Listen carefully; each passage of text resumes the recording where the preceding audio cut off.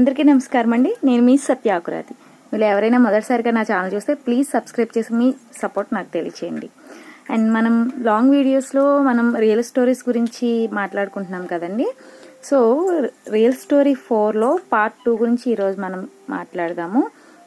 అమ్మాయి బలవంతంగా అతను లగేజ్ తీసేసుకోవడం వల్ల ఆ అమ్మాయి అతని బండెక్కి వెళ్ళింది కదా. అయితే అమ్మాయి అక్కడ దిగిన తర్వాత రైల్వే స్టేషన్లో దిగిన తర్వాత వాళ్ళ నాన్నగారికి ఫోన్ చేసి చెప్పింది. అంత నైట్ టైం అయినా కూడా ఎర్లీ మార్నింగ్ 2:45 ఆ టైంలో. అండ్ అలాగే అబ్బాయి బండి ఎక్కేటప్పుడు కూడా అమ్మాయి వాళ్ళ నాన్నగారికి ఫోన్ చేసి చెప్తుంది అనమాట, ఇలా నేను హాస్టల్కి వెళ్ళిపోతున్నాను నాన్నగారు అని. అప్పుడు బైక్ ఎక్కించుకున్న అతను అమ్మాయి చేతిలో ఫోన్ చూశాడనమాట. అది కొత్త సిరీస్, ఐఫోన్ కొత్త సిరీస్ అండి. అప్పట్లో 6S ఏదో, నాకైతే ఐడియా లేదు, పెద్దగా మర్చిపోయాను. ఆ ఫోన్ చూశాడనమాట. చూసిన తర్వాత అది అప్పుడప్పుడే ఇంకా తెల్లవారలేదనమాట, అప్పుడప్పుడే ఎర్లీ మార్నింగ్ 3 ఆ టైం కదా.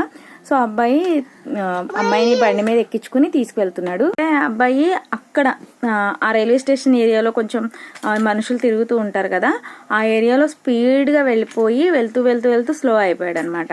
స్లో అయ్యి వాళ్ళు వెళ్ళే రూట్ కాకుండా వేరే రూట్కి వెళ్తున్నాడు. అయితే అమ్మాయి కనిపెట్టి అడిగింది అనమాట, ఈ రూట్లో వెళ్తున్నావు భయ్యా, ఈ రూట్ కాదు కదా అంటే, మేడం ఇటు నుంచి వెళ్తే మనం త్వరగా రీచ్ అయిపోవచ్చు, మీ హాస్టల్కి త్వరగా వెళ్ళిపోవచ్చు అని చెప్పాడు అనమాట.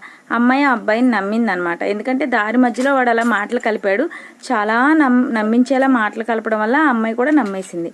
అయితే కొంచెం దూరం వెళ్ళిన తర్వాత రూట్ మారిపోయారు కదా. అప్పుడు అబ్బాయి ఏం చేశాడంటే ఈ అమ్మాయిని ఫోన్ అడిగాడు ఒకసారి. ఎందుకు నా ఫోన్ అంటే, నా ఫోన్లో మేడం బ్యాలెన్స్ లేదు, మీ ఫోన్ ఒకసారి ఇవ్వండి అని అమ్మాయి దగ్గర నుంచి ఫోన్ తీసుకున్నాడు. పాస్వర్డ్ గట్రా ఓపెన్ చేయించి చూసి ఫోన్ చేశాడనమాట. ఎవరికి, వాళ్ళ ఫ్రెండ్స్కి ఫోన్ చేశాడు. ఈ నెంబర్ నుంచి ఫోన్ చేశాడు. ఓకే, నేను ఇలా వెళ్తున్నాను, ఒక మేడంని డ్రాప్ చేయడానికి వెళ్తున్నాను, నాకు కిరాయి తగిలింది, ఇలా తీసుకెళ్తున్నానని వాడి ఫ్రెండ్కి ఇండైరెక్ట్గా ఇన్ఫర్మేషన్ ఇచ్చేసాడనమాట. ఇచ్చేసిన తర్వాత వీడు కలకత్తా దగ్గరలో ఒక స్లమ్ ఏరియా ఉందన్నమాట. వీడి నేటివ్ ప్లేస్ ఆ స్లమ్ ఏరియా అనమాట. వీళ్ళ ఫ్రెండ్స్ కూడా ఆ స్లమ్ ఏరియాలోనే ఉంటారనమాట.